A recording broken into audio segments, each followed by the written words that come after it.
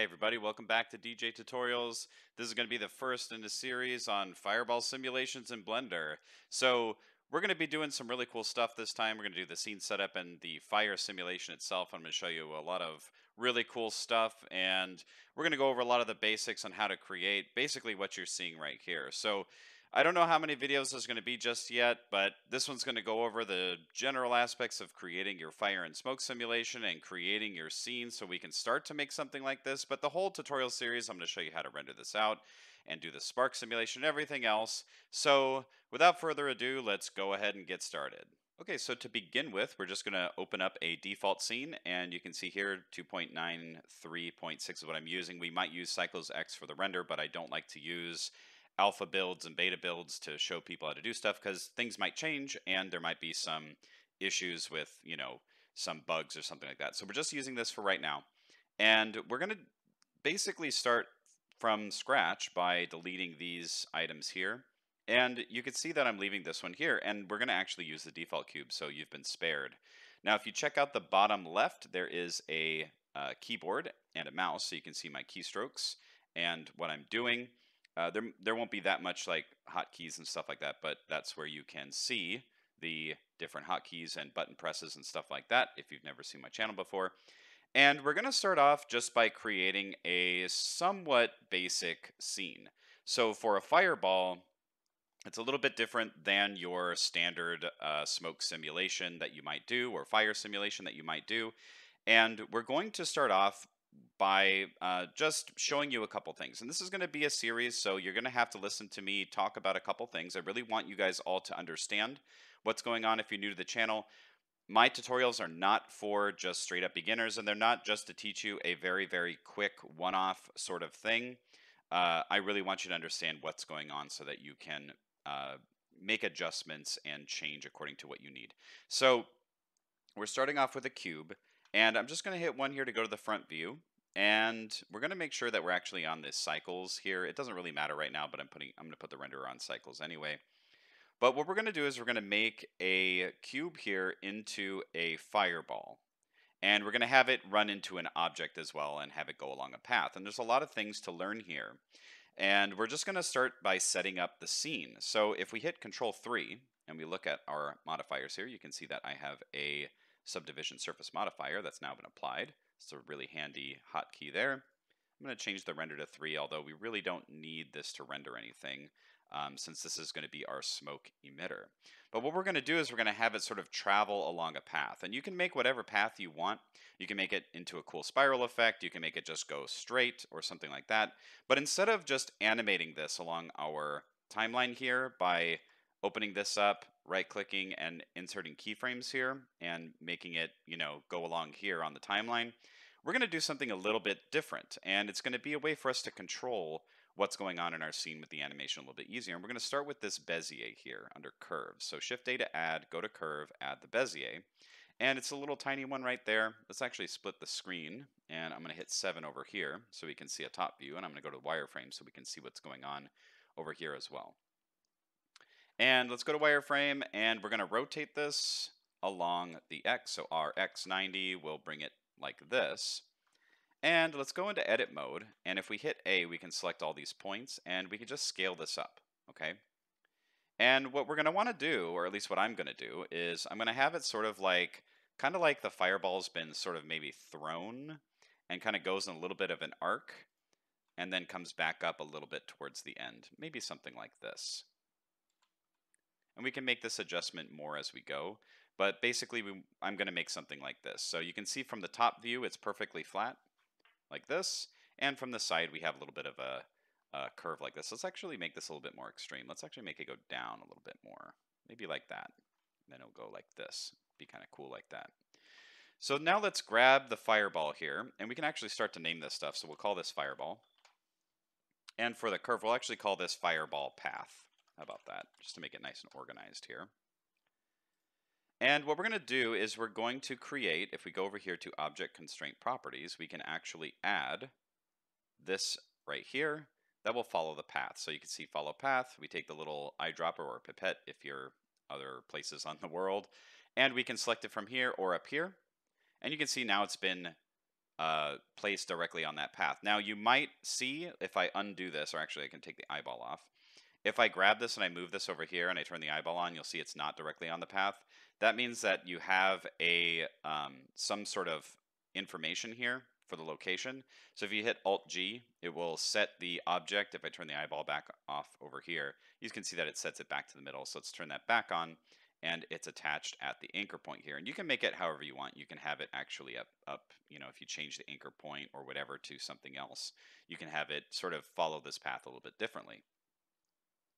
So now what we can do is we can actually create a customized animation. If we go over here to the offset, we can actually move this by left clicking and dragging. We can actually change where that's been located along the path there. And we can even, if you wanted to, you could rotate this in this way and have it go, sort of towards camera or whatever, and then away if you want. But we're just going to keep this flat just to keep it nice and simple right now. And let's go back to the fireball object. Let's set this to a 0, which will put it right here at the beginning of the path. And we can then set a key, so we can set an insert keyframe here, right click that, and then go to let's say frame 60. We don't want this to be too long. Insert keyframe, and you can see that it's in the same position, okay?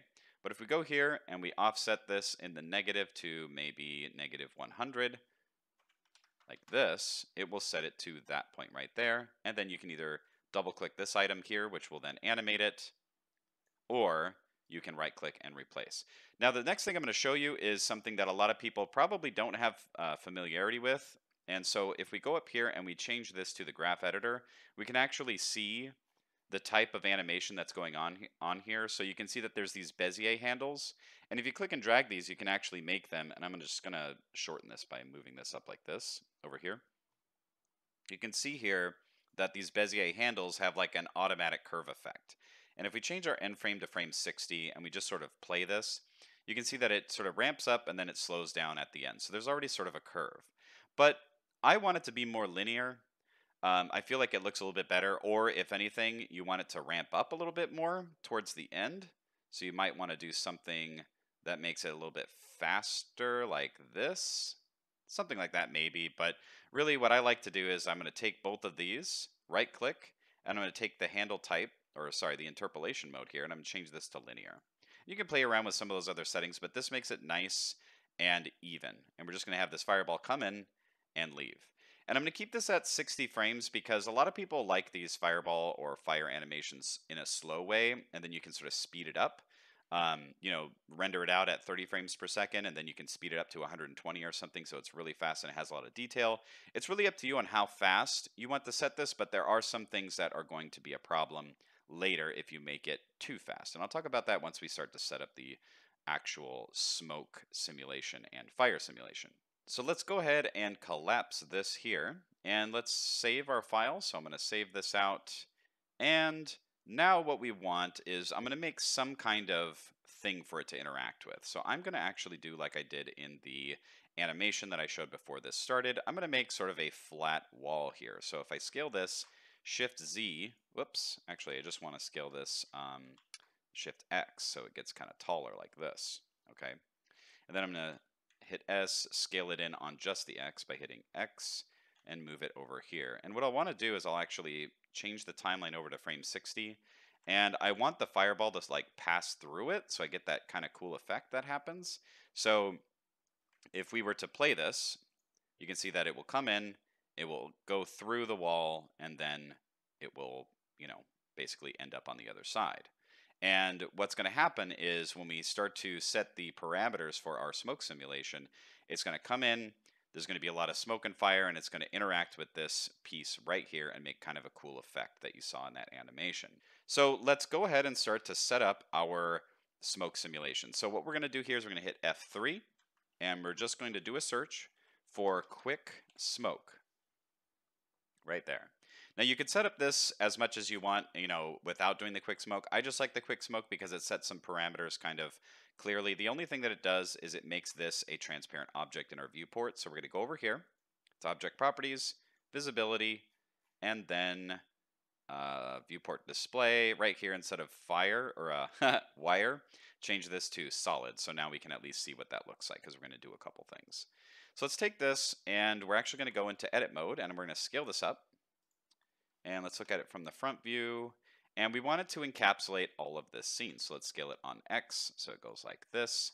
And we can actually go out of edit mode, grab it on X and move it right in front of the wall right here, because we're actually going to use the bounding box as the collision object instead of this object here as the collision object. So let's also actually scale this up on Y, because we need a little bit more room here just in case some of the smoke gets towards the camera and we want to make it look like it's nice and pluming. And this is where we're going to introduce our camera, because we're going to take a look at our composition, how we want this sort of to be set up, so we don't waste too much computing space when we start to do some of this other stuff here with the smoke simulation. So let's hit Shift A, add our camera, and hit Alt R to reset where the camera positioning is. And I'm going to go to the side view here, and we're going to rotate this way, and we're going to grab it along the Y and just sort of pull it out here. And then I'm going to split my panels again here, hit 0 over here so I can see the camera, and then I'm just going to kind of position it in a way that would make a little bit of sense. So let's move it right about here, and we can change some of the scaling on this. This is just some rough parameters to get our scene going. And you can see here that as we have this here, you can see how much space here is being sort of wasted with it way over there. So I'm going to grab this, I'm just going to move it in edit mode until the back edge sort of lines up with that right there. Okay.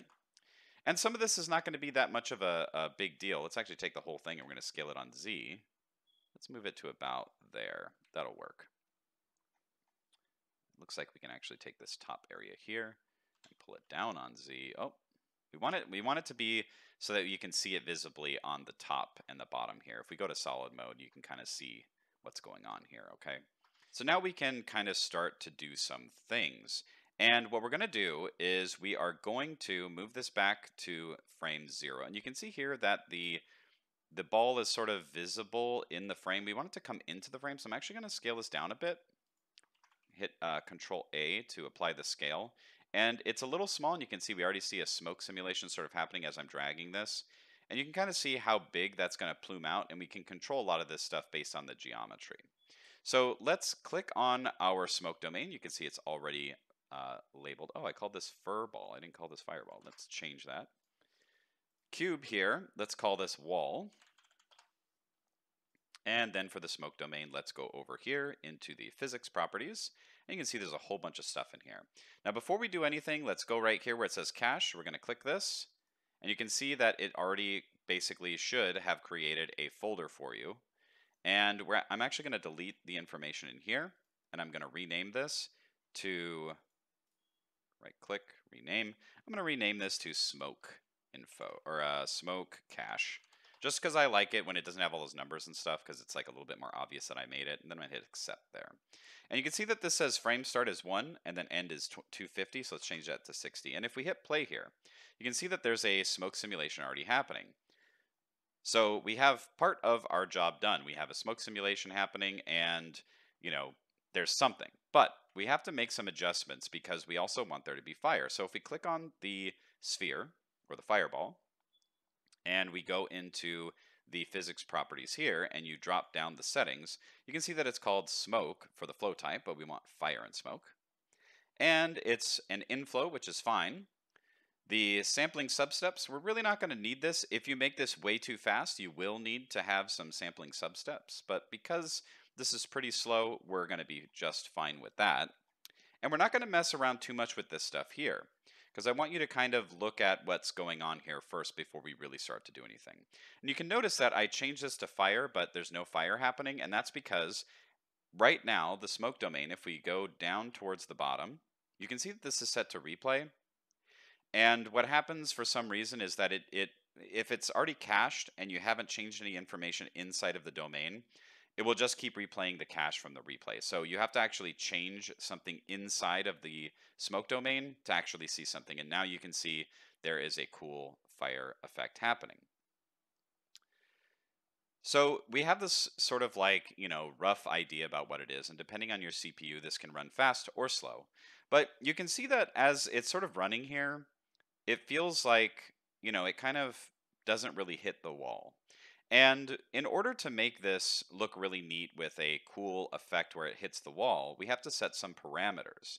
So if we go in here and we set the border collision here to right, we should start to see some collision. But you can see there's really not anything technically happening for some reason.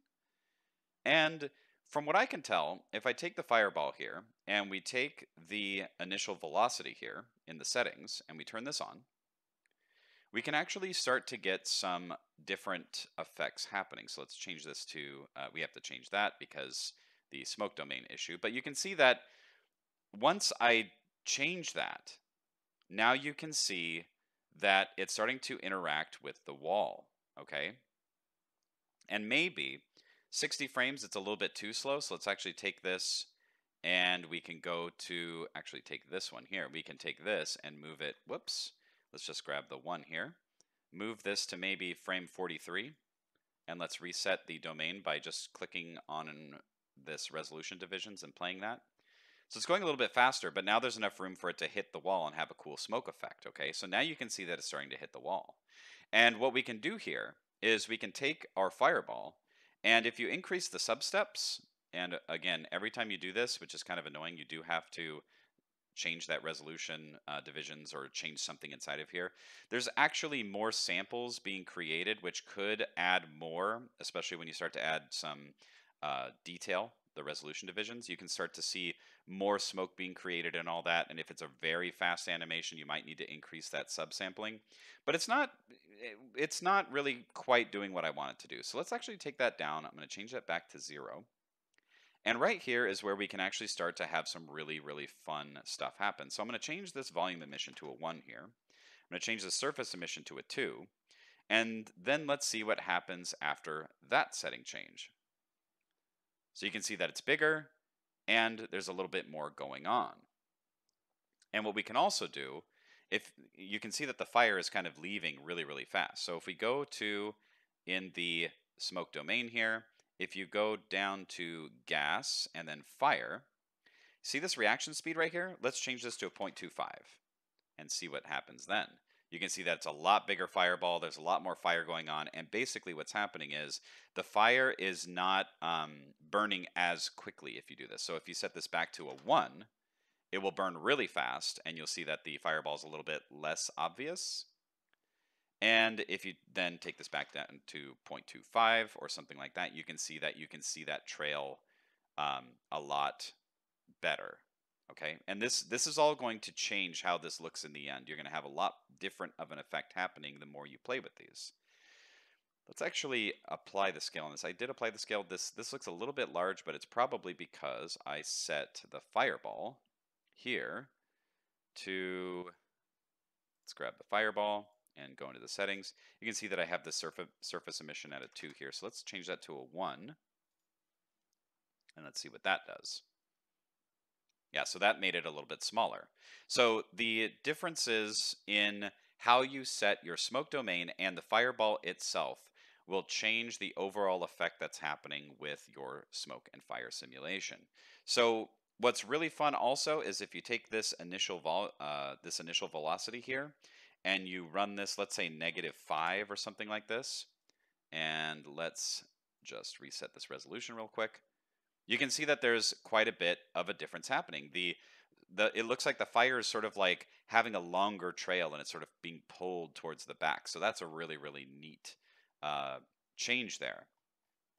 Another thing that we can do here is we can go into where it says gas, you can increase the vorticity here, which will change how the smoke is sort of dissipating. So if we make this a 0 and let that run and take a look at this smoke, kind of remember what that looks like a little bit. And then if we add vorticity here, you can see that the smoke has, it kind of gets plumed out really, really fast. So the vorticity basically adds a lot of differences in how the smoke is actually interacting, and it kind of adds sort of a noisy, wavy effect throughout it. The next thing we can do here under the fire here is we can also add vorticity to the fire or make it smaller. So if I take this and I put like a 0.1 for the vorticity, you can see that it's a lot larger of a flame. And if I take the vorticity and put it to a 1 or something, there's a lot more kind of crazy stuff going on. If I increase, and I don't recommend you do this right now, but if I increase the resolution divisions, we can kind of see this a little bit easier. So I just made it 64. You can see how that works. And if I change this to, let's say, 125 or something like that, you can see that it takes longer, but you can start to see more detail. And as you add the detail, the vorticity might look like it's way too much as you're working on this thing. So what you might want to do is take the vorticity and make this at a 0.01 or something. So there's not a whole lot of vorticity going on. And you get larger sort of like flame trails, kind of like this. Or you might want it to be super crazy and add a 1 in here. And if we go back and play that, you'll be most likely seeing a lot more, like you can see here, there's a lot more fire being created. And it's sort of like not super realistic, but you know, there might be a reason why you would do that. Maybe a meteor's coming down through the atmosphere or something like that. But let's change this back to a 0.1 and we can play that. And let's actually change this instead of 125. Let's change that back to a 64. So you can kind of see how that's working there. Then you see there's heat here. There's the buoyancy density. You can play with all this stuff if you'd like. I don't really like to play with this too much because there's already a lot that we have to deal with. And by the time you get to the higher resolution, some of this stuff gets a little bit crazy. So let's take a look at something else. So we can see here, oh, it looks like I have under fire, the vorticity is at a 1. Let's change this to a 0.2 or something. So reaction speed, if you set this again at a 1 with this higher resolution, you can see how that's working. And a 0.5, it will be half the speed, and we can get some larger flames like this. The flame smoke, we can increase the amount of smoke that's being created by putting a 3 in there. And you can change this to whatever it is that you'd like. I like to keep it at the 1.5 because it seems to be fine.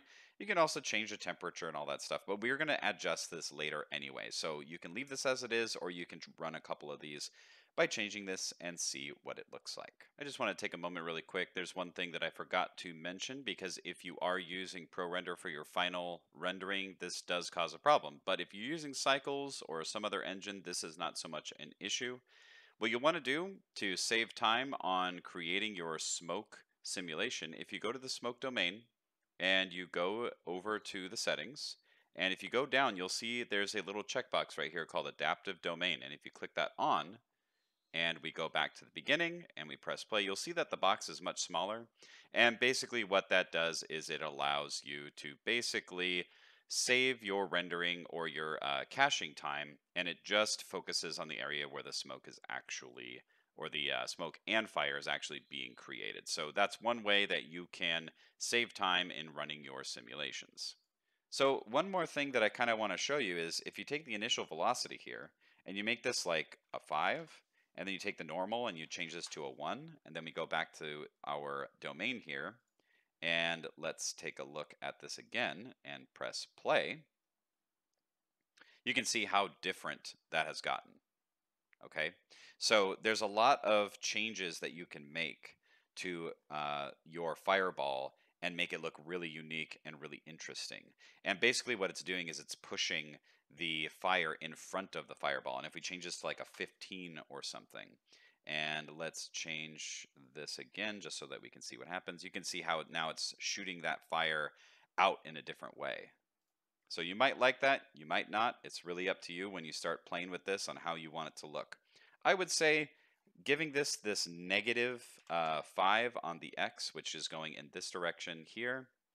And I think that that looks pretty cool. So I'm going to keep it like that.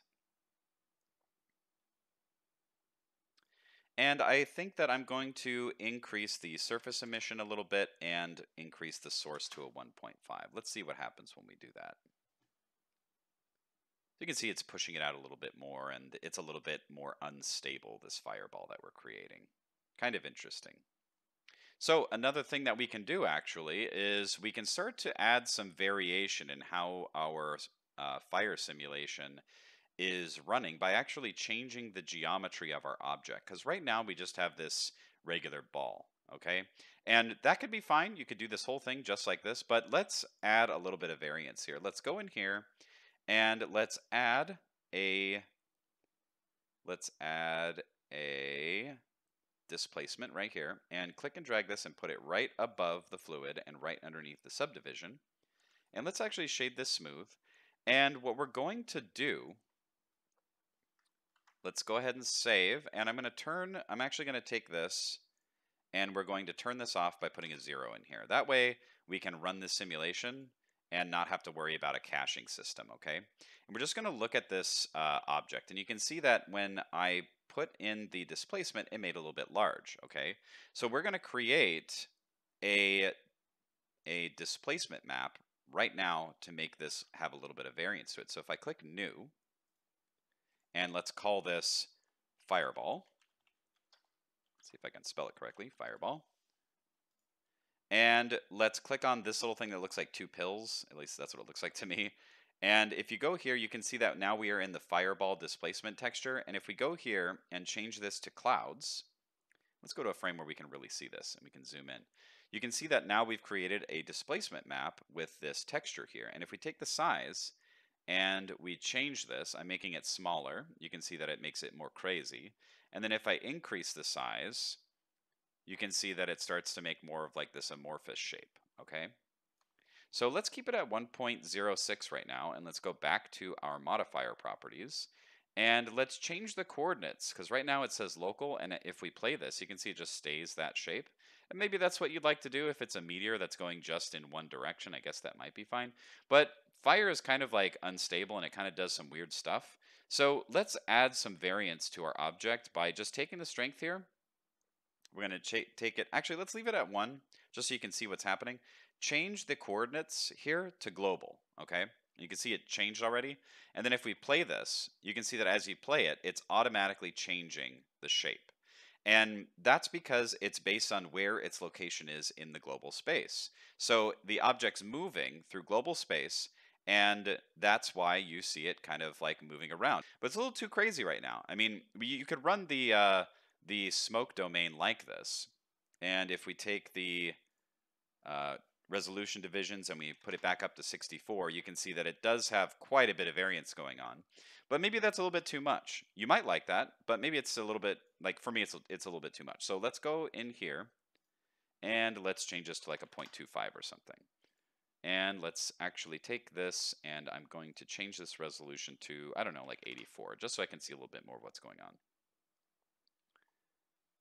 So that adds a little bit more variance, and we can go into our Fireball object here, and we can change the settings. We can change the settings here. Let's say normal. Let's make this a 2 and see what happens. We should see a little bit more going on from the actual shape. So you can change that value to be more or less or whatever it is that you'd like to do. So basically at this point, you should have some sort of interesting simulation at least starting to go. And I would recommend that you take the time to, adjust the things that I've showed you. So the displacement here, you can change the strength and keep running the simulation.